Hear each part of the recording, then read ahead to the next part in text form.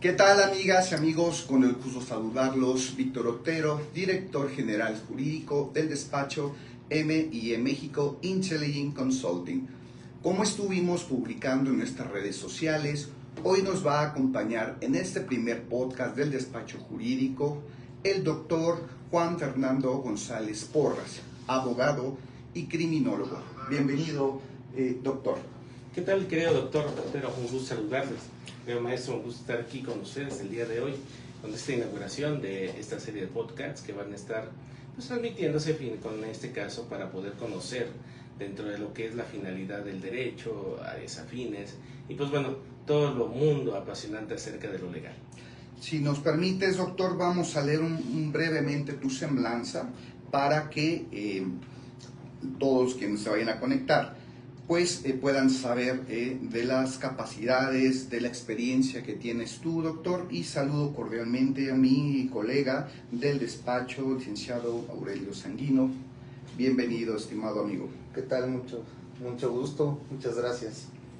El doctor Juan Fernando González Porras cuenta con estudios en Derecho, Criminología, Criminalística a nivel licenciatura, especialidad y doctorado, diplomados en materias como grafología avanzada, psicología forense, psicología de lo criminal, medicina legal, técnicas de interrogatorio, perfilación delictiva, autopsia psicológica, prevención del delito, análisis de riesgos de seguridad pública y privada, cadena de custodia, habilidades directivas, habilidades empresariales. Asimismo, ha recibido 17 distinciones, doctorados honoris causa. En el ámbito profesional, ha impartido cursos, talleres, foros y congresos en áreas del derecho y las ciencias forenses. Ha publicado 40 obras literarias en temas del sistema acusatorio, criminalística, criminología y psicología forense. Como habilidades técnicas se desempeña en el litigio, perito, consultor técnico, profesor investigador e investigador de riesgos de empresas. El día de hoy el doctor es nuestro invitado de honor y nuestro padrino a este primer podcast del despacho jurídico de M&E México. Nuevamente, doctor, estimado amigo, bienvenido. Muchas gracias, querido doctor. Un gusto estar con ustedes, queridos amigos, en esta publicación de redes sociales, en donde veremos algún tópico de gran interés y que obviamente con esto conllevar a entender por qué es importante el tener un buen conocimiento de las leyes, pero también sobre todo en las ciencias forenses, para la resolución de los problemas. Es correcto, pues sin más preámbulos, iniciemos este podcast comentando un poco lo que es la parte del derecho, para que el auditorio, que una gran mayoría no son abogados, pero que les va a ayudar a tener un conocimiento jurídico técnico que nos va a ir llevando hasta el perfilamiento del sujeto en comento. Iniciamos, licenciado Aurelio, con la plática con el doctor Juan Fernando González Porras. Adelante. La primera pregunta es, ¿qué es el derecho, doctor?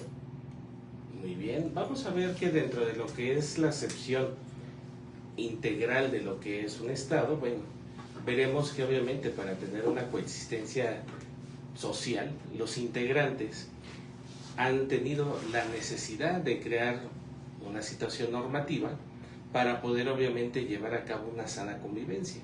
Anteriormente teníamos la situación de la historia, que teníamos la organización por tribus, por clanes, había una jerarquía dentro de lo que es el conocimiento de ello, de la sociedad, pero posteriormente se dieron cuenta que necesitábamos algo que nos pudiera regular. Entonces se crea el derecho como un conjunto de normas, la definición del doctor García Maínez, imperoatributivas, que te confieren derechos y obligaciones. Es decir, el derecho surge como una necesidad de creación para poder armonizar entre los individuos y evitar que tengamos obviamente una situación de un periodo como lo que fue en este caso la venganza privada.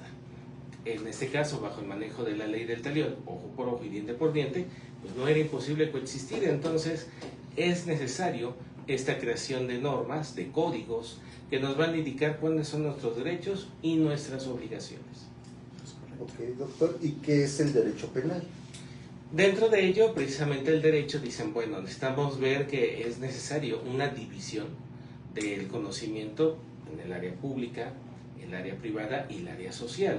Entonces vamos a ver que el derecho penal entra en la parte del derecho público, en donde el Estado nos va a regir con una situación de dominio o ius imperium, como se dice en las normas, en donde él va a encargar de tutelar y regular ciertos derechos a través de sus instituciones.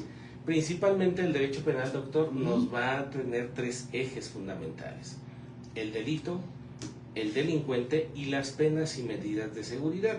Entonces, esto surge como una necesidad de proteger los llamados bienes jurídicos, la vida, la integridad corporal, el patrimonio, todo aquello que la norma ha considerado valioso y que por lo tanto el Estado tiene que tener instituciones debidamente cotejadas y reguladas para evitar que los sujetos entren en una disputa sin una cuestión legal y que obviamente se pueda dilucidar de acuerdo a los estándares tanto internacionales como nacionales. Okay. ¿Y qué es el derecho penal sustantivo y adjetivo? Entonces vamos a ver que dentro de eso, queridos amigos, el derecho penal dice, bueno, necesitamos entender un conjunto de principios, de disposiciones, para poder comprender qué es el derecho penal. Nos dice en la definición del delito, bueno, es la acción o omisión que sancionan las leyes penales.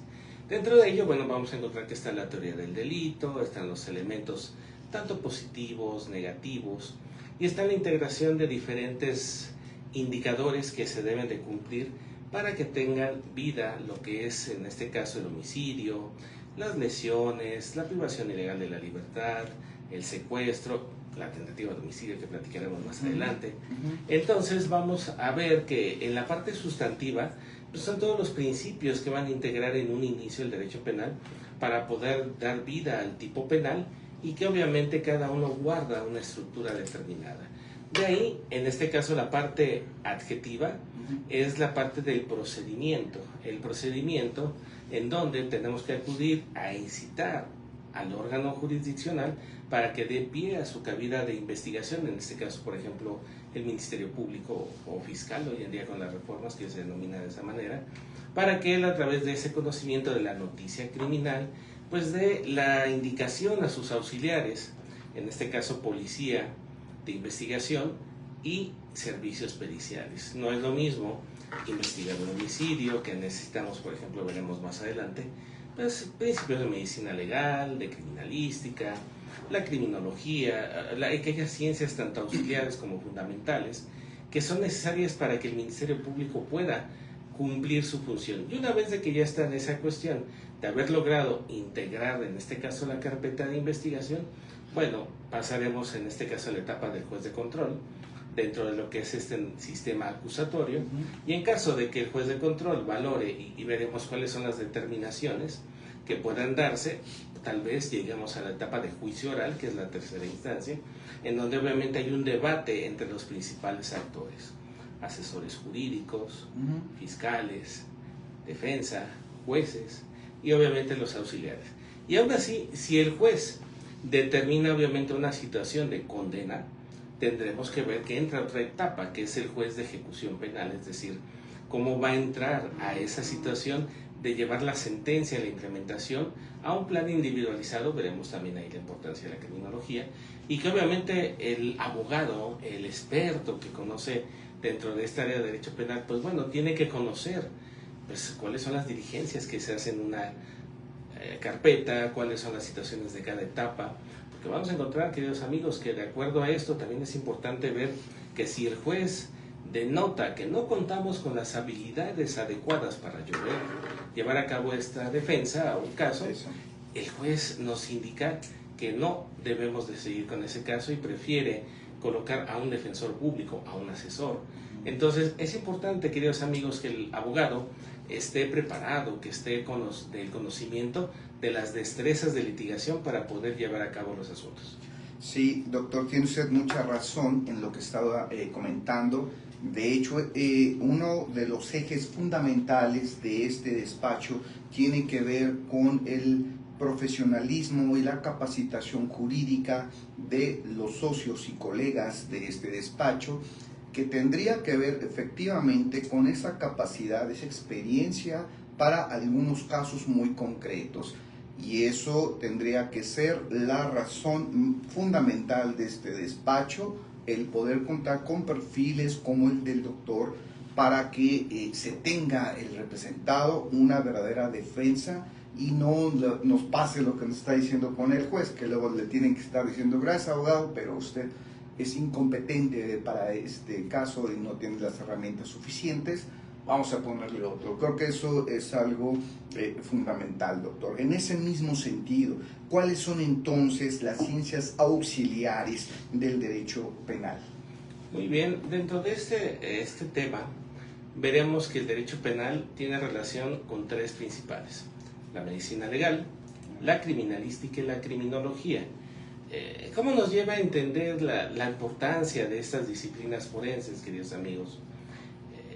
En mis inicios del estudio del derecho, pues llevábamos algún litigio, conocíamos en este caso, pues indagaciones. Sin embargo, nos tocó un caso interesante a resolver en ese momento, a determinar si efectivamente una persona que iba en estado de ebriedad, él nos manifestó en ese momento que no era cierto, pues si efectivamente tenía la responsabilidad de haber ocasionado ese accidente. Entonces, nosotros empezamos a llevar el conocimiento de derecho, creímos en el cliente y pues bueno, posteriormente nos va indicando que ciertos documentos, algunas situaciones no eran veraces, que él llegó a falsificarlas, las constancias, y obviamente con el debido daño que obviamente en el asunto y obviamente en perjuicio del mismo. Sin embargo, obviamente también en esa situación de envolvernos, pues nosotros también caímos en ciertos errores y entonces dijimos, bueno, ¿cuál es la importancia de conocer las ciencias forenses? Él nos manifestó en una declaración que llevaba a cabo algunas actividades en el momento de transitar el vehículo, decía, bueno, entra la especialidad de hechos de tránsito terrestre. ¿Esa qué especialidad corresponde? Bueno, a la criminalística. ¿Cómo llevamos a cabo la indagación de la criminalística? Bueno, aquella llamada ciencia del pequeño detalle, a través de los principios de la física, la química y la biología, el manejo de la trayectoria, la cuestión del peso del vehículo, la huella de frenado. Entonces ahí, pues bueno, vemos la importancia de conocer como defensa en esa parte, de decir, bueno, ¿es creíble o no lo que me está diciendo el cliente? Entramos en esta parte. Además del conocimiento de la parte de lo que es la psicología del testimonio, hoy en día ya con los progresos de la Universidad de Girona, nos va dando cada vez unos estándares probatorios más elevados, en donde obviamente la importancia de conocer modo, tiempo, lugar y ocasión, al momento que una persona está declarando, la coherencia, la integridad de relato, la parte obviamente de la cuestión emocional, en la parte obviamente también de base de determinados principios psicofisiológicos, determinar la cuestión de ansiedad, de estrés, la congruencia del testimonio. Entonces, bueno, esa parte de la psicología del testimonio entra en la parte de la psicología forense, parte del contexto de la criminología, en donde vamos a ver que la criminología es aquella ciencia que busca entender el porqué de un delito, el comportamiento que puede derivar de una alteración de neurotransmisores. Por ejemplo, querido doctor, cuando vamos en el mes de mayo en Ciudad de México y nos quedamos en el segundo piso de Periférico a una temperatura de 40 grados con el calor. Entonces vamos a ver que pues los vehículos intentan dar salida en este caso, luego obviamente pues no hay obviamente la movilidad adecuada, entonces el calor, el estrés, la ansiedad provoca obviamente una alteración en este caso en la parte de la testosterona, la dopamina, y obviamente nos hace más irritables. Entonces vamos a ver que nosotros debemos de conocer que determinadas cuestiones pueden orientar o no a hacer situaciones que bajo un estrés nos pueden inducir a lo que se conoce como el estado de emoción violenta. Veremos también nuestro constructo de personalidad. No es lo mismo una persona introvertida, extrovertida, un narcisista, un psicópata, en donde vamos a ver qué tan tolerante puede ser a determinadas cuestiones, cómo pueden ser personas más frías y calculadoras, personas obviamente muy emocionales. Entonces, esto nos ayuda a entender la congruencia de cómo deben de comportarse en determinadas situaciones, y esto nos ayuda entonces en el contexto de la criminología a ver sus valores y obviamente comprender cómo puede haber ciertas estructuras sociales que nos pueden influir. Hoy en día, por ejemplo, el feminicidio, que tenemos obviamente una gran tasa de aumento, bueno, el machismo, la parte de las cuestiones de la educación misógina y obviamente los reforzadores que estamos obviamente en pro de la cuestión de género, y que obviamente es parte de que los abogados deben ser incluyentes, eliminar cuestiones sexistas. Es necesario esa preparación del abogado para evitar obviamente vulnerar derechos, sobre todo de víctimas, doctor, ante esta situación. Entonces la criminología nos ayuda en eso. Pero bueno, también lamentablemente puede ser que de un hecho derivado de un acto delictivo se dé un homicidio, y entonces necesitamos entender la causa real de la muerte. Pudiéramos pensar tal vez un disparo de arma de fuego, un hecho de tránsito, algún veneno. Entonces el médico legista tiene que practicar el procedimiento del cronotana-diagnóstico, que es el estudio de la causa de la muerte a través de la abertura de cavidades. Entonces el médico legista tiene que examinar posiblemente trayectorias intercorporales de proyectiles, ver obviamente alteraciones de órganos, lesiones internas. Hay veces que es muy emocionante andar en motocicleta y vamos a una gran velocidad y perdemos el control, y pues no tenemos las precauciones de tener el casco. Bueno, hoy vemos que Ciudad de México, dentro de su reglamento, obliga a que tengamos que tener esa precaución, pero en caso de que no lo logramos tener, bueno, dijimos, no pasa nada, es una caída. Entonces aparentemente en la estructura ósea, en la parte superior del cráneo, pues está íntegro, pero sin embargo en la revisión interna encontraremos daños muy severos. Entonces es muy amplio, queridos amigos, la parte de las ciencias forenses, y que obviamente para un buen penalista, para un buen abogado, pues es necesario entender, y por eso esa perspectiva que en mi experiencia en ese momento dije, bueno, si hubiera estudiado a profundidad criminalística, criminología, toda esa parte, bueno, a lo mejor el cliente no me hubiera inducido a ese engaño, claro, y no hubiéramos pasado todo eso. Entonces, de ahí esa motivación, esa experiencia, que entender que el conocer las ciencias forenses es esencial para todo. Fundamental. Sí, efectivamente. Bueno, y siguiendo con las preguntas básicas, ¿qué es el delito? Aquí vamos a encontrar que entonces de las conductas de acción y omisión, dicen, por ejemplo, que un familiar suyo esté enfermo, entonces tiene el cuidado, obviamente por indicación médica, de una enfermera. Entonces esa enfermera, dentro de sus obligaciones, tiene obviamente la cuestión de suministrar medicamentos a una hora determinada, ciertas dosis, y en una cuestión de omisión deja de hacer algo, y obviamente se va a producir un resultado derivado de una obligación de esa naturaleza. Y en un hacer, obviamente, hay una alteración del mundo fáctico, alguna situación de modificaciones de conductas de hacer, y que obviamente esto nos va a producir un resultado, como vemos el caso del día de hoy, pues por ejemplo un disparo de arma de fuego, algo que llega a modificar esa parte. Sin embargo, también hay algunas cuestiones de los delitos de comisión por omisión, donde violamos una cuestión de derecho penal, pero también otra disposición normativa, como es el caso de los alimentos, doctor.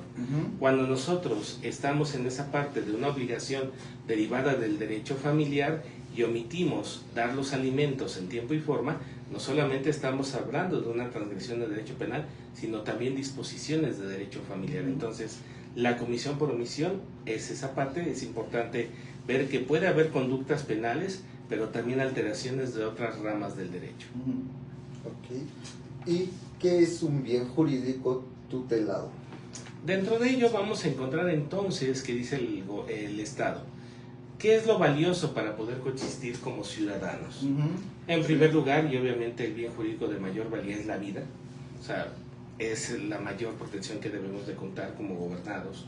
Sí. La integridad corporal, o sea, quien me provoque algún daño, veremos la definición de las lesiones. Cuestiones, por ejemplo, de mi patrimonio, que debo de tener la certeza que no me cometan actos como un robo o un fraude, o alteraciones, por ejemplo, en el normal desarrollo psicosexual, en conductas de delitos como hostigamiento, abuso. O sea, cada bien jurídico tutelado guarda principios que deben de ser regidos para poder obviamente subsistir como sociedad, y obviamente nosotros debemos hacer la diferenciación para no confundir el tipo penal, saber cuáles son las diligencias de integración de cada uno de esos delitos para promocionar, dependiendo en dónde estemos, si seamos asesores, seamos los fiscales, bueno, integrarlo, o la defensa, decir, bueno, estos elementos no se acreditan. Y el abogado, en este caso el juez, pues decir, mira, el tipo penal debe de tener esos requisitos, no se cumple en esta parte y pues lamentablemente no procede. Muchos de esos problemas, queridos amigos, vemos que sucede en la actualidad, en donde hay una cacería de brujas en contra del Poder Judicial, de los jueces, en donde dicen, es que el juez ordenó que no se, en este caso, siguiera. Pero vamos a ver que muchas veces es una mala integración, no se cuenta con los elementos, la fiscalía hace cuestiones omisas, o los auxiliares no cumplen los estándares y realizan detenciones ilegales, relacionan investigaciones que no cumplen todos los requisitos. Entonces los jueces están impedidos para poder llevar a cabo. Entonces, por eso es importante que un buen abogado conozca obviamente las diferencias, qué requisitos se integran, y obviamente ver si tiene que proporcionar esos elementos o integrarlos también en obviamente la búsqueda que él está llevando a cabo, como los actos de investigación que no requieren autorización judicial, y en otros que requerimos acudir al juez de control y decir, mire, necesito que se me autorice de esta manera. Entonces, eso es importante para ver que esos bienes jurídicos tutelados requieren diligencias de integración. Muy bien, doctor. Pues esta primera etapa tiene la intención de tener una ilustración básica y que nos permita construir lo que vamos a platicar, el tema del día de hoy, que es, como lo anunciamos, el VAR, el sicario fallido del periodista Ciro Gómez Leiva, que es pues uno de los máximos periodistas contemporáneos con mayor aceptación, credibilidad, en fin, una gran trayectoria, y que eso pues lo vuelve todo un tema de Estado derivado de la figura de este gran periodista, a quien además mandamos un saludo cordial. Sin embargo, pues no deja de entrar dentro de esta materia del derecho y acentuarse muy puntualmente en temas de criminología y criminalística. En ese sentido, y ya entrando en la materia, doctor, lo que buscamos es poder entender o ayudarnos a tener un mejor perfilamiento de este sujeto, visto desde la parte técnica y no desde lo que ya se ha hecho, que es pues esta condena ciudadana, que obedece más a los móviles de simpatía de quienes se sienten identificados con el periodista Ciro Gómez Leiva, quienes no. Lo que estamos buscando en realidad es poder tener un criterio jurídico, técnico, sobre las áreas del conocimiento en las que usted es doctor, y que nos pudiese dar su perspectiva y que nos ayude a todos un poco a entender la conducta del ser. ¿Qué conducta se intenta en contra del periodista en el año 2022? Bueno, aquí vamos a ver que Ciro Gómez Leiva, líder de opinión, obviamente en este caso al proporcionar en las medios sociales las noticias, pues entra en cierta controversia y dice, bueno, ¿por qué es el motivo? ¿Por qué dan esa cuestión? Los medios nos indican que desconocen su momento, pero que presumen que por sus actividades de realizar indagaciones en contra del crimen organizado, no meteremos en mayor detalles, pero ahí en este caso indica que resulta un personaje incómodo. Él señala que sale de la televisora, que queda a 15 minutos de su domicilio, y que realiza un tránsito normal de llegar de su casa a la televisora y viceversa, y del cual él ya tiene una trayectoria. Él señala que al llegar a su domicilio, a pocos metros, se acercan unos individuos, un vehículo que le cierra el paso, y una motocicleta en donde realizan disparos sobre su persona. Afortunadamente el auto, la camioneta blindada, permitió obviamente que él no recibiera daño alguno, y ante las situaciones de que todavía algunos vehículos, bueno, situación de que no lograron concretarlo y se dan a la fuga.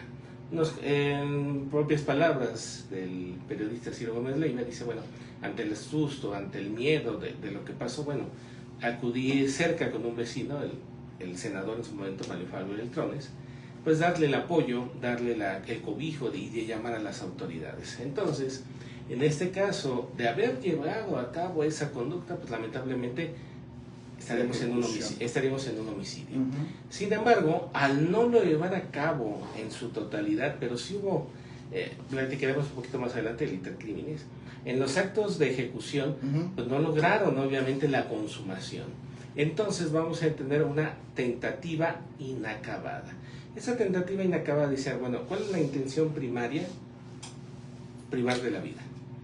Al no conseguirlo, bueno, veremos entonces esta tentativa y por lo tanto, al darse obviamente la cuestión de la fuga, empiezan las indagaciones de las autoridades. Es lo que se da a conocer en un inicio y que obviamente las autoridades ante ello necesitan integrar con las áreas de investigación que platicamos quién pudo haber llevado a cabo ese acto.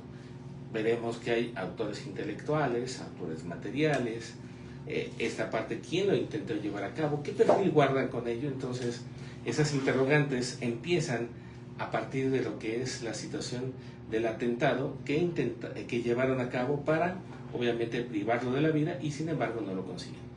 Es correcto, y afortunadamente quedó en esta situación, pero bueno, avanzaremos con esos temas. ¿Qué disciplina de la criminalística se lleva a cabo en las investigaciones de inicio? En este caso, las declaraciones ante la manifestación de un ataque sobre su persona, obviamente el Ministerio Público encargado de asuntos de alto impacto y en contra de periodistas es el conocimiento que tiene, entonces él realiza las indagaciones correspondientes. Aquí, él obviamente, ante ese encargo, tiene que tener en cuenta que se realiza la llamada de auxilio y obviamente ahí tiene que acudir en primera instancia el llamado primer respondiente. La policía de investigación, la policía de tránsito, en colaboración de competencia auxiliar, porque vamos a ver, querido doctor, que hay algunas policías, pues que vemos que PDI, policía de investigación, pero otros vemos que son policía bancaria, policía de tránsito, son todas en función de la seguridad pública, pero cada una tiene funciones distintas. Correcto. Entonces, en una competencia concurrente, la policía tiene la obligación de llevar a apoyo y llevar a cabo antes de que lleguen los expertos. Entonces pueden llegar a colaborar, pueden evitar que lleguen a los curiosos. Porque muchas veces vemos un hecho delictivo, querido doctor, ¿y qué hacemos? A ver, vamos a acercarnos, ¿qué sucedió? Por curiosidad, por negligencia, por falta de conocimiento, pero entonces enmascaramos los indicios. Entonces, pisadas, que hayamos tocado algún elemento. Hay un principio de intercambio en la criminalística, dicen, bueno, posiblemente haya cabello, posiblemente pisadas, todo lo que pudiera derivarse, todo es posible. Pero si nosotros llegamos y lo contaminamos, dificultamos la investigación. Entonces, lo adecuado es acordonar, que llegue la policía y empiece a realizar la indagación con la criminalística de campo y empieza a determinar qué es lo que sucedió. Pero dicen, bueno, aquí obviamente estamos a la presencia de un disparo de arma de fuego y necesitamos obviamente un perito en balística. El perito en balística que ayude a determinar si hay presencia obviamente de casquillos, dónde se encuentran ubicados, cómo fue la trayectoria de cada uno de los disparos, por qué no llevaron a cabo su cometido, bajo qué obviamente se dio, en este caso, el proceso de disparo, a qué distancia. Todos esos elementos entran en la balística interna, la balística externa, la balística, en este caso, de efectos, para que podamos establecer bajo esos principios cómo es que se encuentran distribuidos los disparos con las esquirlas.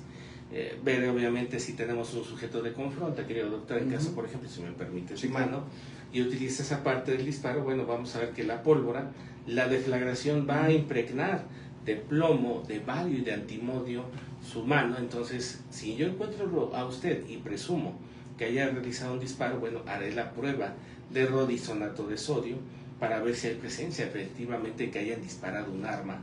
Entonces, los principios de la criminalística en un inicio son importantes por la aplicación del método científico y sobre todo porque se tiene que llenar lo que se conoce como el informe de policía homologado, que nosotros como abogados debemos de ver que efectivamente llevaron a cabo todas las indagaciones que ellos señalaron, ver que no hubo una cuestión omisa a base de los protocolos que están debidamente señalados en su actuar y que obviamente el manejo de la cadena de custodia se haya llevado a cabo de manera indicada, porque vamos a ver que hay una fijación, hay un procedimiento de, en este caso, del embalaje, del levantamiento y del traslado de los indicios, y que esa parte nos lleva precisamente en que el almacén de evidencias en las fiscalías, cómo es que deben de preservar cada uno de los indicios. Vamos a encontrar muchos vicios, lamentablemente sería un sistema adecuado como viéramos en las series de Estados Unidos que tienen los grandes almacenes, claro, están divididos. Lamentablemente nuestras fiscalías no cuentan con esa infraestructura como quisiéramos. Es lamentable.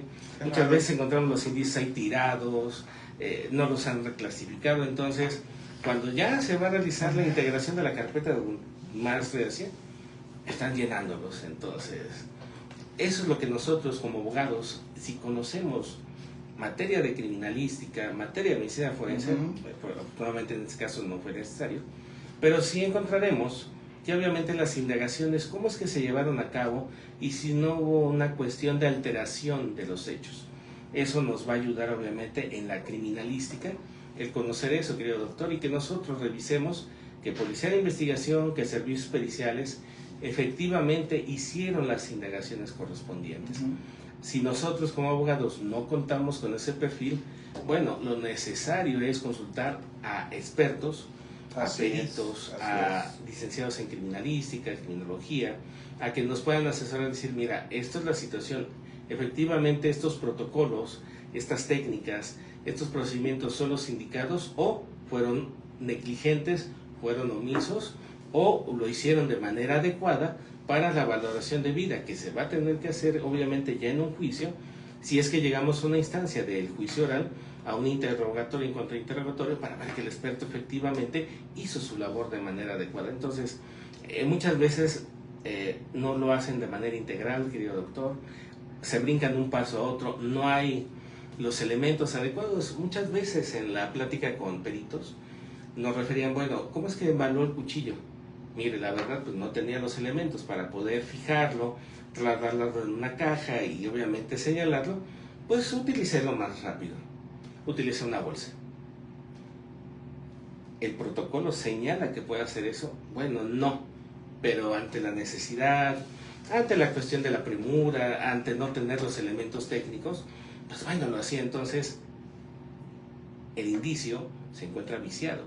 Y obviamente ese vicio puede provocar incluso la nulidad de un juicio. Por eso es importante analizar todo paso a paso, querido doctor. Es correcto, doctor, muchas gracias. Creo que vamos avanzando sobre cómo vamos a ir construyendo esta perfilación. En el caso de los sicarios, ¿qué actos previos debieron haber llevado a cabo estos sicarios para tratar de consumar este acto? Vamos a ver que dentro de esto el estudio criminológico nos va a indicar obviamente que estos individuos debieron de haber tenido actos previos en su análisis de entender cuál era su modus operandi del periodista Ciro Gómez Leiva. Él tiene un horario, tiene un tránsito, tiene obviamente determinadas calles. De hecho, nosotros nos damos cuenta que estamos acostumbrados, dicen, bueno, voy a llegar a tal lugar, voy por esta calle, transito, me voy a bajar, le voy a entregar las llaves del estacionamiento, voy a pasar a tomar un café. O sea, tenemos unos hábitos que se vuelven rutina. Esos hábitos nos vuelven predecibles. Entonces el sicario, de hecho, él ingresa, sale a tal hora, tiene estas condiciones y las rutas de tránsito son estas. Y obviamente entre las calles, tales elementos hay, obviamente calles más estrechas, en donde hay poca gente, las casas, no hay casi tránsito. O sea, ellos tuvieron que investigar previamente dónde se encontraba el tránsito de su domicilio a las instalaciones de la televisora y en cuánto tiempo duraba, si iba acompañado, en qué días iba acompañado o si iba solo, qué costumbres tenía obviamente al abordar. Lamentablemente no tenemos una cultura de educación de seguridad. Lo recomendable, muchas veces llegamos al vehículo y abrimos, bajamos bolsas, empezamos a cargar. Entonces lo recomendable cuando son lugares, en este caso de poco tránsito, que aunque conozcamos, bueno, llega, súbete al carro e inmediatamente vete del lugar. Entonces el conocer estos principios de seguridad es importante para que cada individuo, pues obviamente en ese contexto, tenga ese cuidado. Y obviamente el perfil profesional del periodista Ciro Gómez Leiva es un perfil de alto riesgo por la cuestión de ser un líder de opinión, por el manejo de toda la información que él tiene. Pues es blanco obviamente de situaciones incómodas que obviamente las personas pueden llevar a cabo. Entonces en esa parte es lo primero que debieron de haber conocido, y obviamente en ese objetivo empezar a indagar sobre su comportamiento delante de una figura pública, analizar sus redes sociales, poder obviamente incluso determinar cuestiones de intervenir los teléfonos en una cuestión más elaborada, querido doctor. Hay personas, los sicarios, que tienen bloqueos de señal para que en ese momento los celulares no haya la posibilidad de realizar un llamado, lo impiden durante unos minutos y obviamente pues el tiempo es esencial para llevar a cabo esa consumación. Es uno de los perfiles que pudieran, no solamente con el periodista, sino en general con otras personas. Entonces esa parte nos indica que son personas que tienen un alto presupuesto económico para encargar ese tipo de servicios, porque obviamente esa magnitud de llevar a cabo esos actos requieren de un acto de inteligencia criminal. De hecho, la delincuencia organizada, queridos amigos, está muy bien preparada, está aleccionada con conocimientos en estas disciplinas. Lamentablemente, por ejemplo, durante algunos años de enseñanza platicábamos con algunos alumnos. Decían, bueno, ¿ustedes cuál es la finalidad de venir a prepararse? Dice, mire, profesor, sin decir nombres de escuelas, nosotros venimos, hasta que sean nuestros patrocinadores, entonces venimos a prepararnos y todo, pero pues nosotros dedicamos a la maña. Le digo, ok, dentro de eso, pero ¿por qué quieren prepararse? Pues para conocer precisamente, perfeccionar nuestro modus operandi. A nuestras víctimas. Entonces, lamentablemente, en la parte de la enseñanza de las ciencias forenses, en la investigación criminal, muchos se infiltran para poder conocer obviamente sus principios. Es otro perfil, otro indicador del sicario. O sea, es una persona que está inmersa en conocimientos de ciencias forenses, que lo pudo haber adquirido de una manera inequívoca, o entran con una finalidad de prepararse. En este caso en particular, también ellos refieren en sus declaraciones que fueron aleccionados en un campo, en una situación de obviamente de un tiempo determinado, cómo iban a llevar a cabo el acto, qué situaciones pudieron haber tenido y obviamente las capacidades de reacción. Entonces también son educados en manejo de inteligencia e inseguridad criminal para poder llevar a cabo esto. Entonces esta parte nos indica que el sicario tiene que tener una preparación, tiene que tener un campo de experiencia y que obviamente le favorezca el llevar a cabo en el menor tiempo posible la conducta, porque vamos a ver que en este caso una situación de un intento de homicidio se dieron cuenta que fueron unos pocos minutos, en donde al momento de que impiden el tránsito de la camioneta se basan, se apareja la motocicleta, realizan los disparos de arma de fuego, fueron cosas de minutos. Y obviamente en ese tiempo pues las personas que pudieron estar viendo la situación, tal vez pasaron mucho tiempo, tal vez vieron que tal vez solamente fue un segundo, pero les aseguro que para el periodista Ciro Gómez Leiva fue un momento eterno, lamentablemente, claro, ante esa cuestión de auxilio, la capacidad de reacción. Entonces, en esta parte, el entender el sicario, que una víctima, cuando está en un estado de emoción violenta, puede ser que reaccione protegiéndose y no sepa qué hacer, o reaccione de manera, en este caso, agresiva. Y bueno, obviamente algunas víctimas han declarado, bueno, es que cuando se me emparejaron, pues yo les aventé la camioneta y me los llevé. Y quise obviamente seguir hasta llegar a pedir auxilio. O sea, Claro. la víctima, en este caso el sicario, tiene que prever que puede ser que reaccione y tenga miedo o que reaccione de manera violenta. Entonces, el sicario tiene que conocer psicología, tiene que conocer criminología, tiene que conocer criminalística para poder llevar a cabo estos actos, pero sobre todo también, querido doctor, tiene un constructo de personalidad pasivo-agresiva, porque en todo momento él busca el disfrute, el reto de llevar a cabo estos actos, y en caso de lograrlo, es como una medalla, obviamente, que logra enarbolarse. Entonces, es parte de los perfiles que tienen generalmente los sicarios. Muy bien, doctor. Muchas gracias. Adelante. Bueno, volviendo a las preguntas básicas para que las conozca el auditorio, ¿qué es la criminología? En este caso vamos a ver que en la criminología dicen, bueno, ¿y por qué de esta conducta? Hablando, por ejemplo, en el perfil del sicario, dicen, bueno, es un individuo con ciertas cuestiones en la infancia, con actos de poder, de control, tiene ciertos indicadores de psicopatía. Un psicópata es una persona fría, que no tiene obviamente cuestión de conexión emocional y que solamente disfruta con el acto de agresión. Entonces la criminología dice, bueno, vamos a ver qué hay teorías de personalidad. Este constructo nos puede derivar en ciertos comportamientos y que obviamente en una cuestión aplicada esto pudiéramos obviamente evidenciar. También vamos a ver en la criminología ambiental, que dice, bueno, no es lo mismo el tránsito en una calle pequeña, en una calle amplia, en una colonia de un alto poder adquisitivo o de un bajo poder adquisitivo.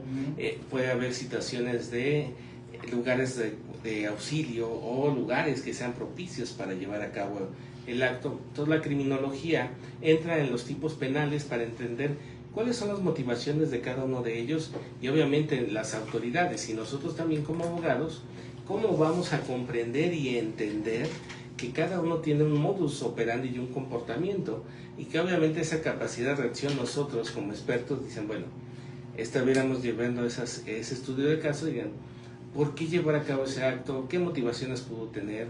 ¿Cómo es que lo ejecutó? Entonces la criminología, en mi consideración y en base a la resolución de los asuntos que hemos trabajado y colaborado, es de gran importancia porque nos ayuda a entender la motivación. Veremos, por ejemplo, en otra situación, en el caso de derecho familiar, acotando un poquito al comportamiento, la educación y los valores son esenciales para obviamente el respeto y obviamente la veneración que se tiene a las determinaciones de los padres en el contexto antropocultural mexicano. Vamos a ver que lo que indican los padres generalmente en provincia es ley para todos. Pero incluso más la madre tiene una adoración especial en nuestro sistema antropocultural, en donde obviamente el 10 de mayo, la figura de la Virgen y todo. Exacto. ¿A qué queremos acotar con esto? Por ejemplo, en los juicios de orden familiar de intestados, si a veces dicen, es que nosotros respetamos la voluntad de los padres y no era necesario un papel. Entonces, si hay una coexistencia, hay valores, dicen, bueno, no nos vamos a pelear, vamos a ponernos de acuerdo. Pero si hay personas que tienen ambiciones, cuestiones deshonestas o de malos principios o mala sangre, como dicen, no lo van a hacer. Entonces, en la criminología pues, nos ayuda a entender este tipo de comportamientos, no solamente en el derecho penal, sino en muchas áreas de la vida, en sociedades, en parejas, un sinnúmero de interesantes de estos principios. Muchas gracias, doctor. Exactamente, en coordinación y consecuencia a lo que nos está amablemente platicando a todo el auditorio, ¿cuáles son las condiciones ambientales, criminológicas del delito y la prevención al delito? Aquí lo recomendable, por ejemplo, en esas figuras de alto impacto, pues es que tengan un consultor en seguridad, precisamente para indicar cuáles son, el blindaje del vehículo está adecuado. Pero vamos a ver que hay blindajes de niveles, dependiendo del riesgo que se deba de tomar. Entonces aquí lo recomendable pues un blindaje de nivel 5, para obviamente la cuestión de disparos de fuego, metralletas, rifles, cuestiones obviamente de armas que solamente pertenecen al ejército, que hoy en día ya es fácil adquirirlas para obviamente llevar a cabo sus actos. Vemos que muchas veces los vehículos que pertenecen al gobierno, que combaten el crimen, pues son lastimosamente rebasados con la tecnología que tiene el crimen organizado.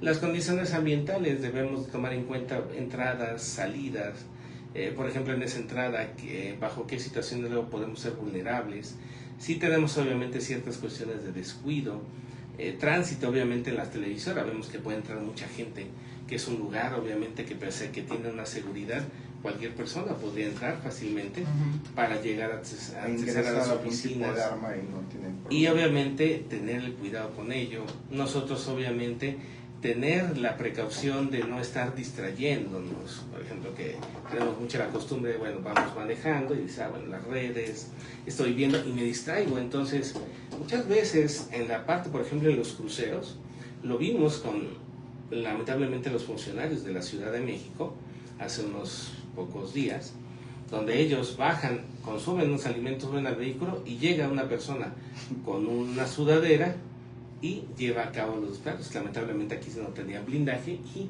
lleva a cabo la privación.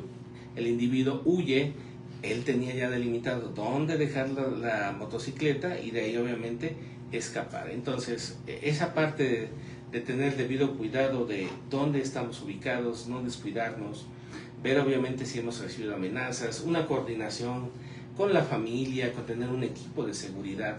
Son esas condiciones que nosotros debemos de prever y que obviamente en ciertos puntos somos más vulnerables. En algunos casos vamos a ver que hay pasos a desnivel, que la señal se pierde y que no hay cámaras. Entonces muchas veces cuando llegan a bajar en esos pasos a desnivel, pueden llegar motocicletas, hacen el acto y salen disparados. Son cuestiones de 2-3 minutos que dejan los vehículos y se introducen, por ejemplo, en vecindades o cambian de vehículos. Entonces, esta parte de las condiciones ambientales en nuestras rutas, en nuestros debidos cuidados, la autoridad tiene que evaluar en qué momento, por qué son vulnerables, qué tiempo dicen, bueno, derivado de que hagamos el acto, la policía en cuánto tiempo va a llegar. La más cercana está cerca en 5 minutos, en 10, en 20.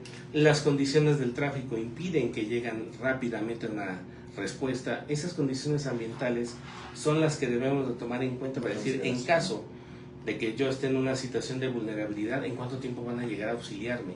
¿O cómo debo de prever esa situación? Entonces, la seguridad es muy interesante en una consultoría, queridos amigos.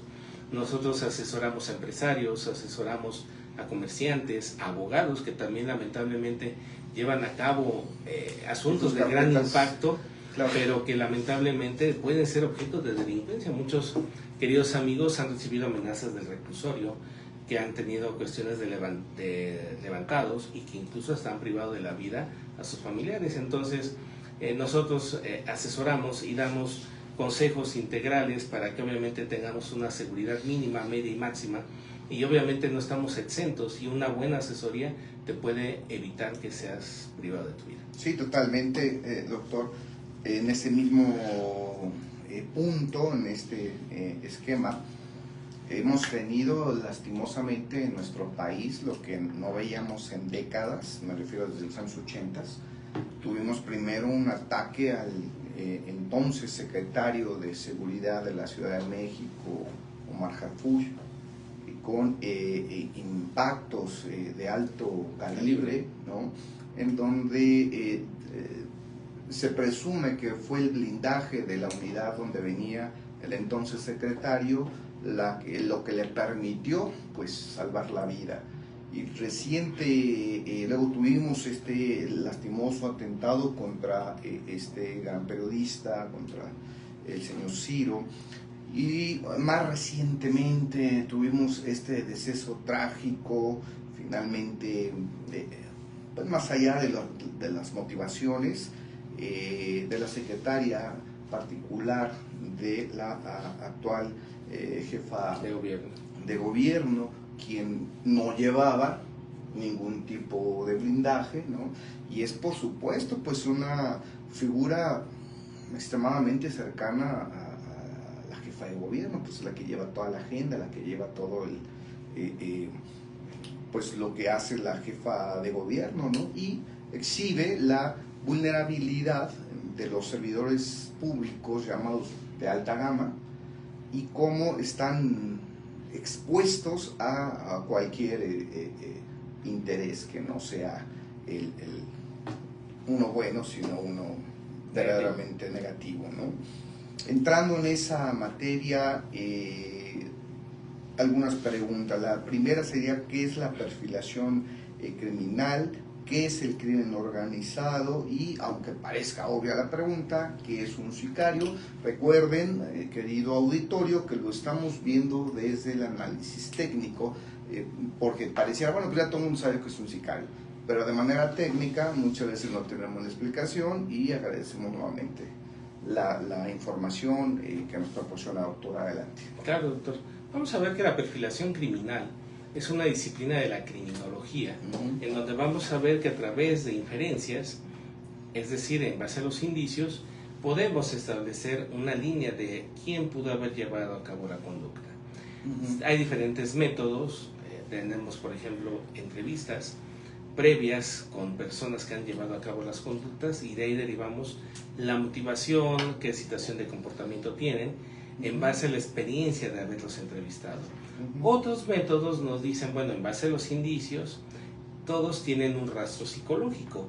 Esto más seguro nos infiere una persona violenta, una persona que no tiene que tiene una buena planificación, que tiene obviamente una situación de control, que lo conocía. Entonces vamos a ver que de ese método deductivo, a través de esos indicios, de lo particular a lo general, vamos a encontrar que obviamente en la perfilación podemos descubrir quién pudo haber sido. Personas cercanas, alguna situación que haya tenido de conflicto. Aquí vamos a ver que con el líder del cártel Nuevo Jalisco, pues que había tenido situaciones de razonamientos incómodos, el periodista Silvio Gómez Leiva, quién pudo haber llevado a cabo esos actos, ver si tenían enemigos. O sea, la perfilación nos ayuda a descartar a través de esa situación quién pudo haber llevado a cabo por un acto de venganza, algún trabajador que haya sido despedido, alguna situación de conflictos familiares entre yernos, hijos. La perfilación nos ayuda a comprender en esas motivaciones por qué llevaron a cabo y qué actos hay de cierta sublimación. Y obviamente con ello nos permite establecer en un perfil del sicario que es una persona que ha tenido una situación de conducta infantil, inestable, generalmente resuelve los comportamientos con violencia. Él busca a través de una obtención de poder un reconocimiento. Generalmente es una persona que disfruta maltratando a otras. Estas personas han sufrido maltrato en su infancia. De ahí deriva el odio o el rencor que derivan en contra de una sociedad, y que obviamente el tener el poder y someter y tener la conducta de dominación, sintiéndose omnipotentes como dioses de entre la vida y la muerte, eso les da una sensación de satisfacción. Y muchas veces dicen, sí me interesa el dinero, pero también me encanta la adrenalina, me encanta sentir obviamente esta parte de llevar a cabo el desafío de llevarlo a cabo, y obviamente me da mucha satisfacción el conseguirlo. Entonces muchas veces dirán, bueno, es que el sicario recibe grandes cantidades económicas, muchas veces sus motivaciones sencillamente es el placer de dañar a otro, y que obviamente esos placeres derivan de una infancia negativa, de un modus vivendi complejo. Generalmente son personas con madres castrantes, padres ausentes, en donde a través de ello buscan obtención de poder y reconocimiento, y obviamente ese odio y rencor nos permite obviamente que no tienen límites. Dicen, no tengo nada que perder, no importa que aunque me detengan pueda llevar a cabo una compurgación de una sentencia larga, yo no quiero vivir más, me interesa obviamente mejor estar en retos, desafíos. Otras personas dicen, bueno, la parte económica es lo que me mueve, para mi familia, tal vez yo no pueda seguir brindándoles la atención, pero tengo hijos, y estos hijos que puedan ir a la universidad, que puedan tener obviamente otro modo de vida. El también sostener un estilo de vida es parte de esos comportamientos. Muchos amigos de la parte de Sinaloa encontramos que disfrutan las trocas, yéndose obviamente a exhibir una conducta de disfrute. O sea, las motivaciones del sicario son muy diversas, pero generalmente establecemos en un perfil que disfruta llevar a cabo por cuestión económica, otro por cuestión de la familia y otro por cuestión de placer sobre él mismo. Entonces, la perfilación, queridos amigos, nos ayudan a establecer líneas de investigación y que obviamente podamos llevar a cabo una integración más adecuada. La perfilación hoy en día está reconocida por el Instituto Nacional de Ciencias Penales como parte de las asignaturas de reciente innovación en planes de estudio, pero que también son líneas de actividad en investigación policial. También obviamente hay peritos en perfilación, ya hay maestros en diferentes institutos, y que obviamente también como un reconocimiento de esa experticia es que estamos en una consultoría técnica importante, por ejemplo, para el auxilio de los asuntos de alto impacto, el poder establecer estas indagaciones, y que obviamente con ello la perfilación nos ayuda a hacer estudios en psicología, criminología, trabajo social, sociología, pero también correlacionándolo con la medicina legal y la criminalística. Entonces, la perfilación es un área muy importante en este tipo de conductas.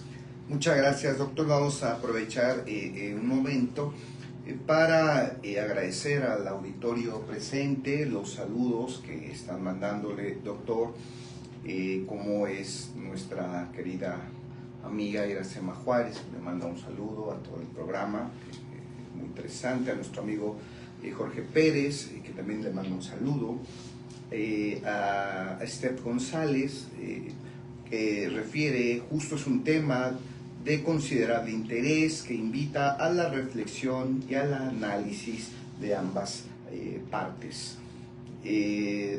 Manda saludos también Leonor Palacio Zamora, muy interesante, muy bien explicado. De Claudia Noriega, excelente tema, manda también igualmente saludos.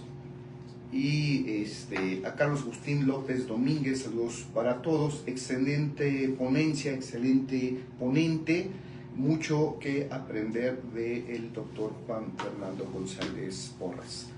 Entonces aquí están los saludos, doctor, y vamos a continuar con lo que ya estamos platicando. Estamos en el área ahora ya de lo que es perfilar a este sujeto denominado el BARF, ¿no? Públicamente. Ya hemos platicado un poco sobre la perfilación, sobre este llamado crimen organizado, sobre el tema de cómo definimos al sicario, cuáles son sus características, que es lo que ya hemos venido comentando, y que estas tendrían entonces que estar aplicando a este sujeto, ¿no? Al BARF. ¿Qué nos comenta, doctor, sobre esas características, más allá de los que ya de hecho todos estamos comentando, pero que aplican a este sujeto de investigación llamado el BARF?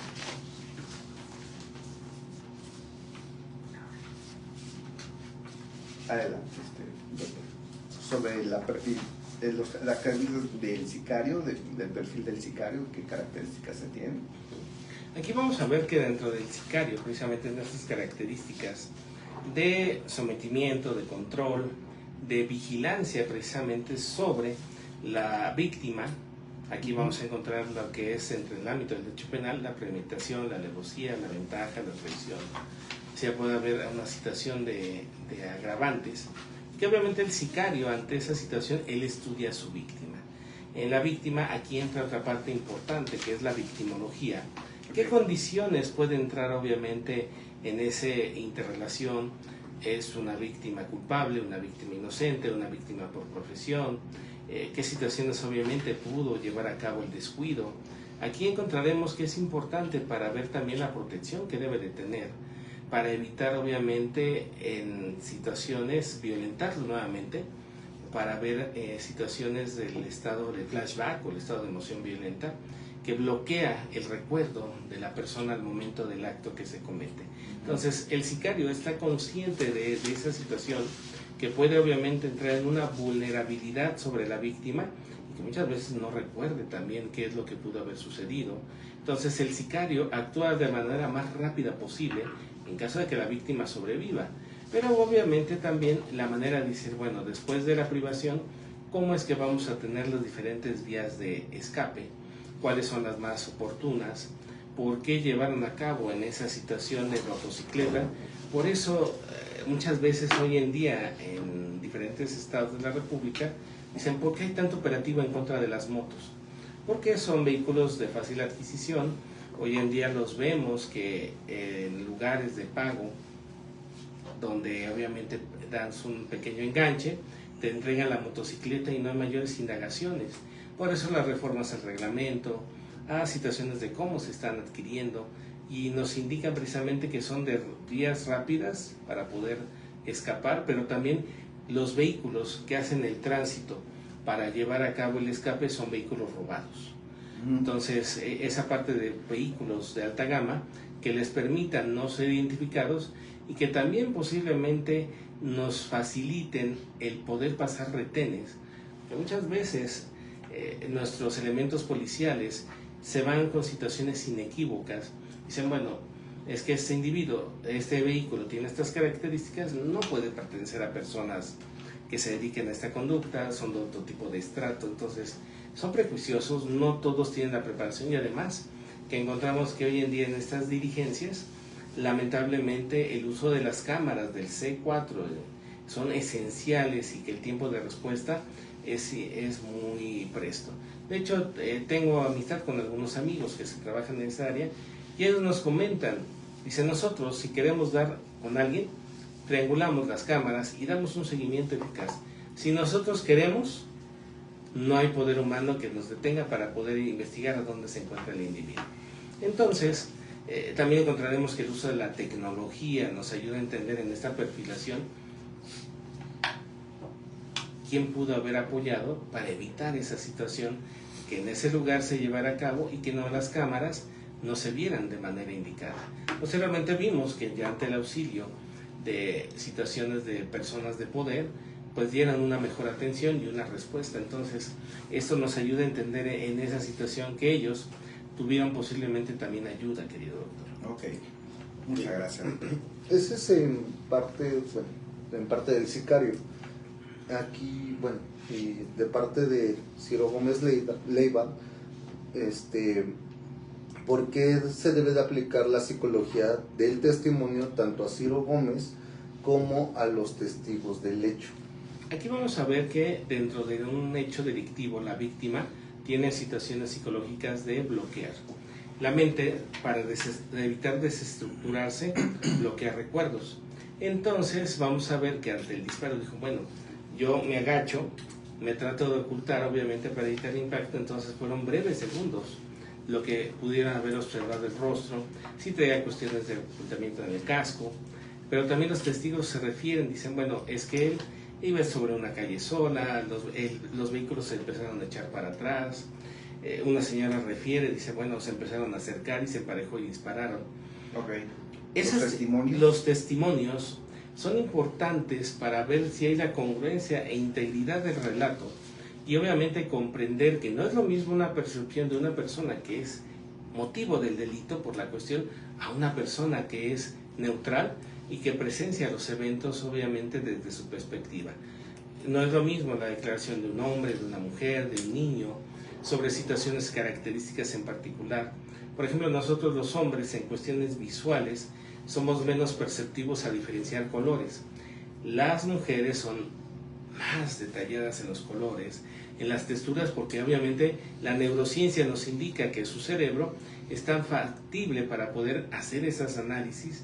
Nosotros, por ejemplo, somos más factibles como hombres, en cuestión de género en una declaración, medir distancias, calcular espacios. Las damas son un poquito más omisas en esa parte, porque ellas son más emocionales, nuestro pensamiento es regido por el hemisferio izquierdo, somos más concretos.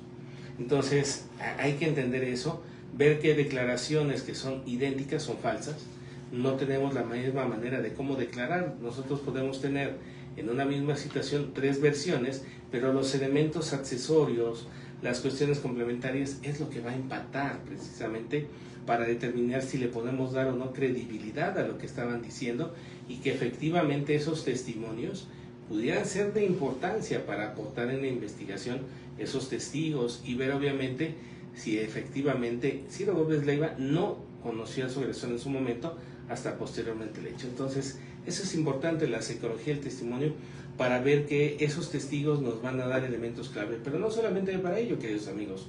Nosotros como abogados, cuando estamos entrevistando al cliente y le preguntamos, ¿estás seguro que así ocurrieron los hechos? Bueno, empezamos a ver que se tuercen, que se empiezan a retorcer en la silla, se agarran así, bueno, más o menos. ¿Por qué más o menos? Bueno, es que la verdad, hace las manos, sucedió así. Entonces, muchas veces esos testimonios Nosotros, en nuestra teoría del caso, queridos amigos, ya tenemos obviamente un mapa mental y decir, mira, pasa lo que me está diciendo, le vamos a hacer así, tenemos 3 elementos, vamos a llevarlo así. Pero cuando te das cuenta que el cliente te miente, híjole, entonces... Te sientas y soy tu abogado, no tú puedes. Generalmente el peor enemigo del abogado es el cliente. Sí. Sí. Entonces, nosotros, en esta psicología del testimonio, dicen, bueno, vamos a evaluar si me estás diciendo o no la verdad. Entonces, es una herramienta muy interesante, queridos amigos, en el cual obviamente nos ayuda a ver, decir, bueno, el cliente me está mintiendo, me está diciendo cosas, yo decido si tomo el asunto o no. Entonces, esto también te ayuda, pues, para entrevistas con menores de edad, obviamente con adultos mayores, con mujeres.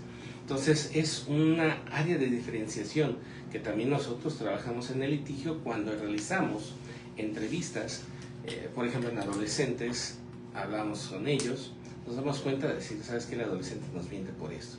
A ver, vamos a indagar, vamos a ver si efectivamente nos dicen la verdad.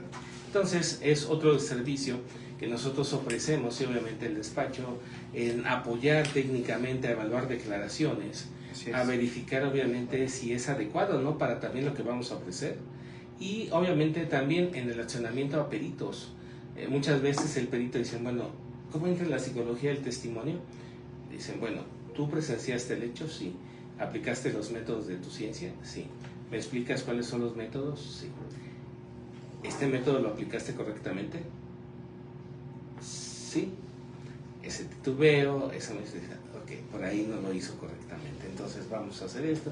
Entonces, es una herramienta muy interesante, queridos amigos. Hay ya precedentes jurisprudenciales que nos indican cuáles son esos elementos que debemos de valorar, y obviamente en la formación de estos expertos también el poder identificar hasta dónde es o no creíble. Entonces, en estas indagaciones también, en las declaraciones que llevarán a cabo, el fiscal debió de haberse cerciorado esta parte. Muchas gracias, doctor. Siguiendo ya con este caso en concreto, y 2 preguntas referentes al análisis que estamos realizando de manera consecutiva. ¿Qué es la victimología en este caso y por qué el periodista Ciro es considerado víctima del atentado? Vamos a ver que entre la victimología es aquella área que se desprende de la criminología para el estudio de las personas afectadas del delito. En este caso, al momento de que él llevó a cabo esa situación lamentable del atentado en su contra, vamos a ver que fue necesaria una atención psicológica, una atención en donde evitar revictimizarlo. Es decir, sí es importante acotar los detalles, pero también ese estrés psicoemocional que sufre puede provocarle una desestructuración y lamentablemente mandarlo a un daño moral, a una terapia muy larga, en donde vamos a ver efectivamente que esas situaciones emocionales no lo debemos de permitir. Sí es cierto que se deben de indagar, pero tiene que haber una limitación. Entonces, la Ley de Atención General de Víctimas del Delito es parte esencial de nuestra labor, en este caso en las áreas penales. Los asesores jurídicos debemos de tener también esa formación de sensibilización del manejo de cómo se lleva a cabo una víctima. Muchas veces en actos de cuestión sexual, la víctima dice, bueno, me refiero que me agredió y realizó estos actos. Bueno, ¿y cómo fue? ¿Por qué lo hizo? Entonces, si bien es cierto, estamos en una cuestión de privilegiar la cuestión del género, también lo es que debemos de ser muy cuidadosos, jueces, partes, diferentes operadores, en atención a las víctimas y no llevar a cabo actos que puedan desestructurar su psique y que obviamente le ocasionemos un daño mayor. Entonces, en nuestro caso de Ciro Gómez Leiva, es obviamente darle ese factor de credibilidad de lo que él está diciendo, tratarlo respetuosamente y obviamente llevar a cabo las atenciones de apoyo psicológico. Muy bien, muchas gracias, doctor. Adelante.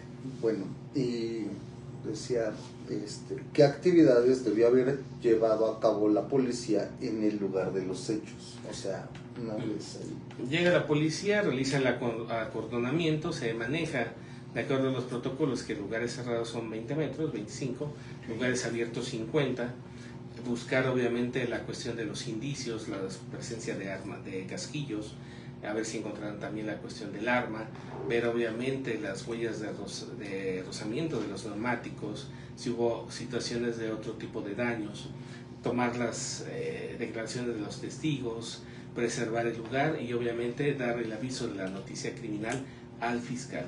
Y el fiscal obviamente ya en sus diligencias mandar a los peritos para que realizaran obviamente el manejo de la preservación de los indicios, trasladarlos. Hoy en día, por ejemplo, tenemos gran premura en estos días en actos al aire libre por la lluvia.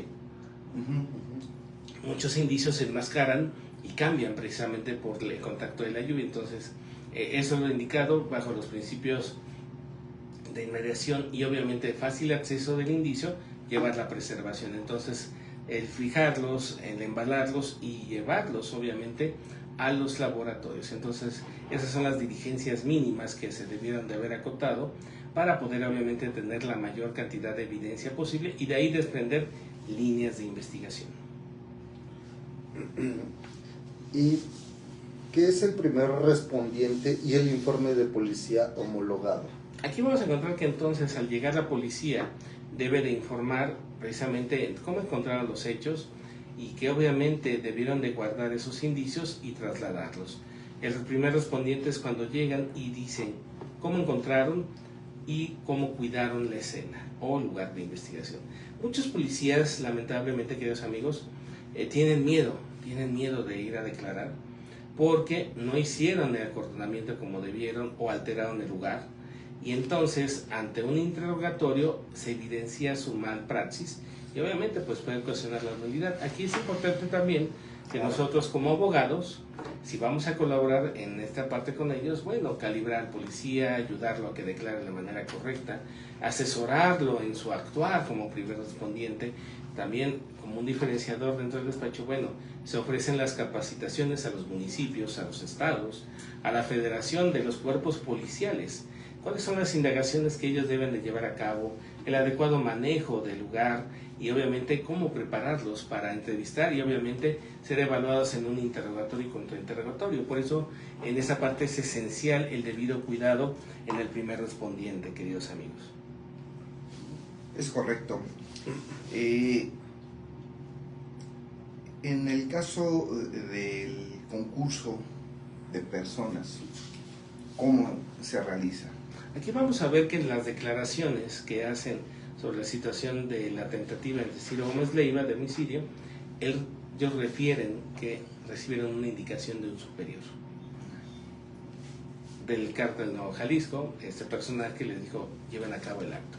Entonces, hay un autor intelectual, hay un autor material y están la cuestión de la ejecución. Entonces, vamos a ver quiénes lo idean, cómo lo ejecutan y cómo llevan a cabo de manera integral todos los individuos que participan la materialización de la conducta. Entonces, vamos a ver quién lo ideó, cómo lo piensa, cómo ejecutan, cómo llegan a recolectar el arma, los vehículos, cómo adquieren esa situación. Entonces, cada uno tiene diferentes factores de intervención y de acuerdo al concurso de personas va a ser también su derivación de responsabilidad. Extraordinario. En materia penal, ¿qué es la sentencia?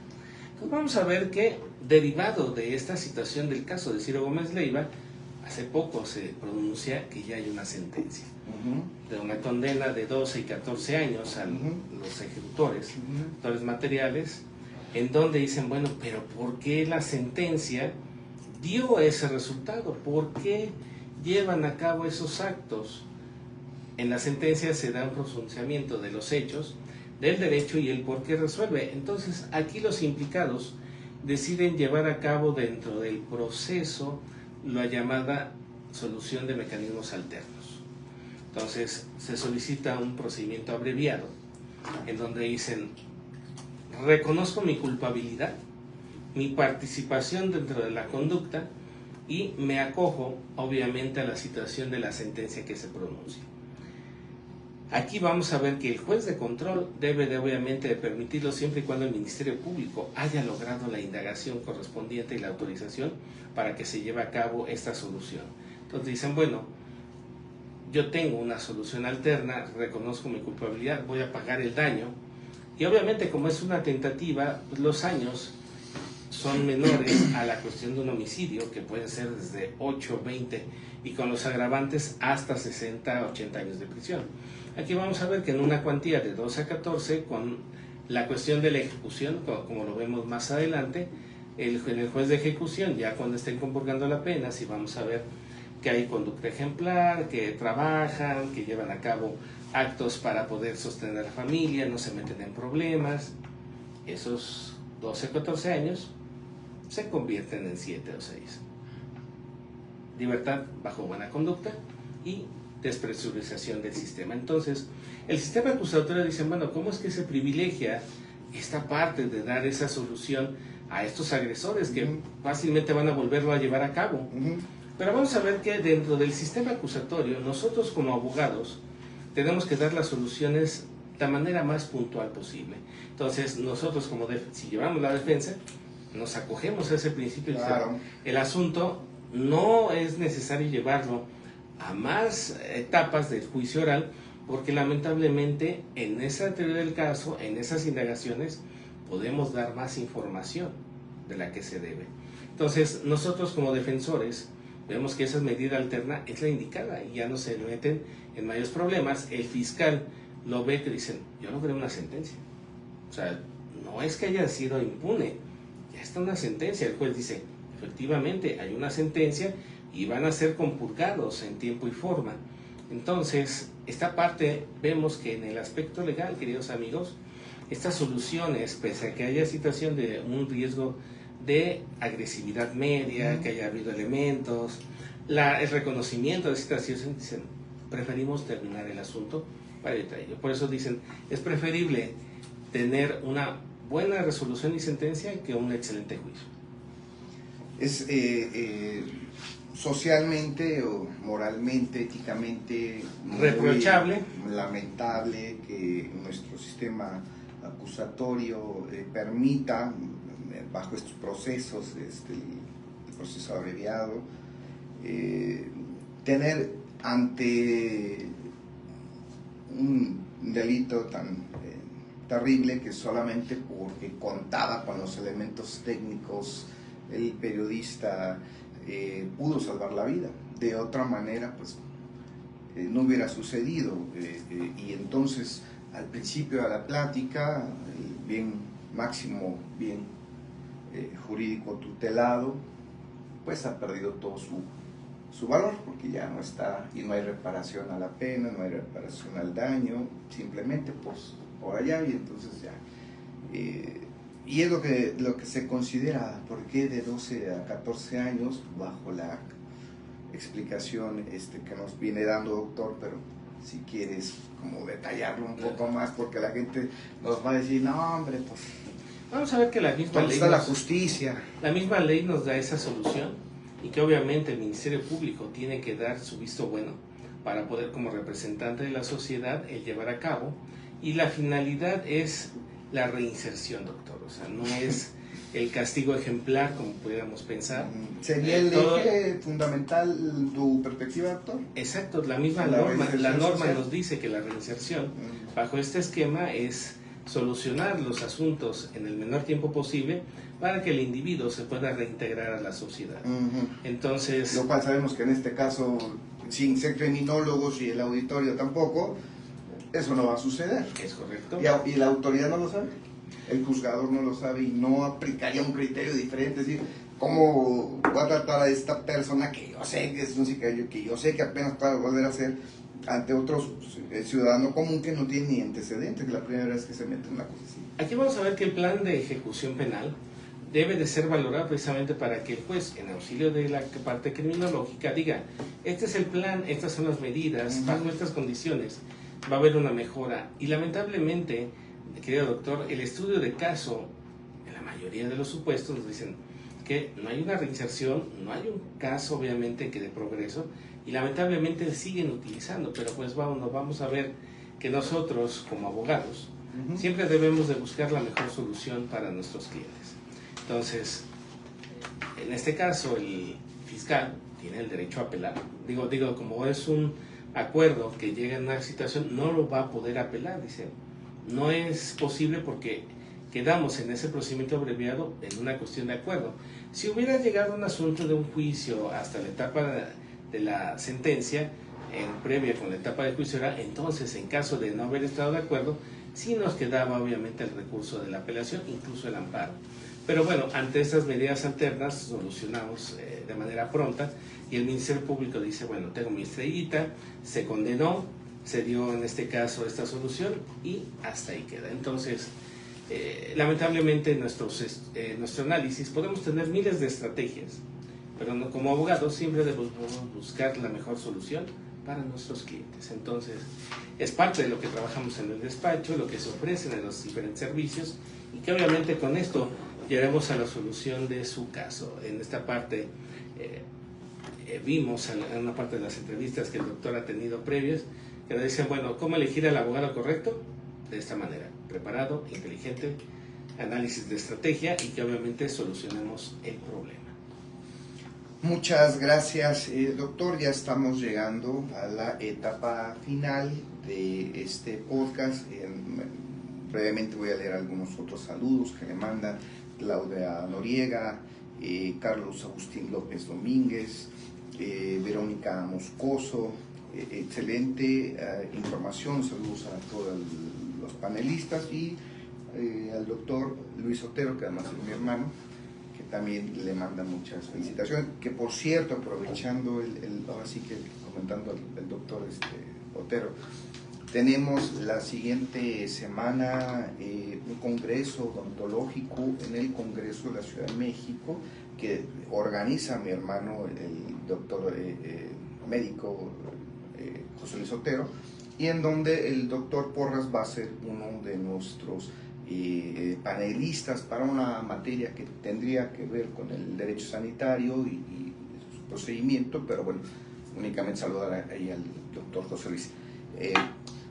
Regresando a nuestros temas, licenciado Aurelio, si tienes alguna pregunta para el doctor, antes de que se nos vaya, porque se va y ¿dónde lo agarramos? ¿Dónde lo agarramos?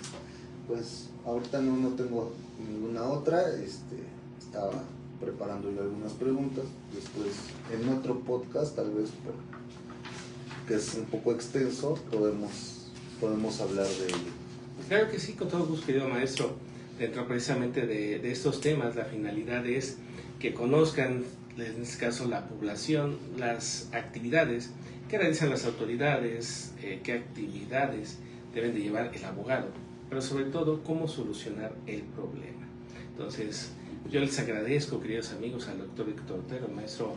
Muchas gracias, Aurelio, para que obviamente me hayan invitado a ser parte del despacho. Es el primer podcast además y nuestro colega y socio de MIE México. Al contrario, muchas gracias, doctor. Lo que queremos es que también el auditorio conozca de las herramientas técnicas, jurídicas, científicas aplicables que tenemos a través de los especialistas. Como lo hemos dicho, el director general no puede ser todólogo, tiene que descargar en áreas muy concretas del derecho, depende del cliente, depende del caso, la complicación, para hacerlo así. En el caso de nosotros contamos con el doctor, lo mismo contamos con la maestra Samara Ávila, también penalista, a quien le mandamos un gran saludo, colega, socia, y con la maestra Vanessa García Páramo, que también es nuestra socia en esta firma, igualmente le mandamos un saludo. La intención es ir dando el perfil bajo sus propias palabras de nuestros socios, nuestros colegas, y estar al servicio desde este despacho jurídico de MIE México. ¿Algo más que quieran agregar, estimados amigos? Pues esperen en este caso las sorpresas que tenemos. Si gustan, en este caso, tu universidad, tu instituto, en auxilio de las autoridades en capacitación de estas materias, acérquense a nuestras autoridades del despacho. Si desean, obviamente, nuestros colegas del gremio, en este caso iremos ofertando también capacitaciones en una cuestión de profesionalización para los nuevos abogados, pero aquellos abogados experimentados también que deseen formarse en estas áreas del saber. Pronto estaremos dando estas situaciones de dar a conocer los cursos, talleres, seminarios que estaremos dando y que obviamente con esto nos conlleve también al manejo de la asesoría de tu caso. acércate si tienes alguna situación de duda o problema, cómo resolverlo. Con todo gusto, nosotros estamos para servirte y llevemos a cabo una colegiación adecuada del trabajo del despacho. Es correcto, muchas gracias, doctores, licenciado Aurelio, igualmente, muchas gracias. Saludos a todo el auditorio, les estaremos dando información del siguiente podcast, de nuestra siguiente invitada, que me parece que es la maestra Samara Ávila, quien va a estar con nosotros. Y por cierto, cuentas que yo estoy dentro de un diplomado en la actualidad, todos los lunes aquí con el doctor Porras, que amablemente me ha incluido en estas cátedras, porque como se ha comentado, nuestra intención es ir a la vanguardia y técnicamente estar siempre preparados para dar el mejor servicio a todos ustedes. Les agradezco mucho, éxito, bendiciones y seguimos en contacto. Muchas gracias. Saludos. Hasta luego. Hasta luego.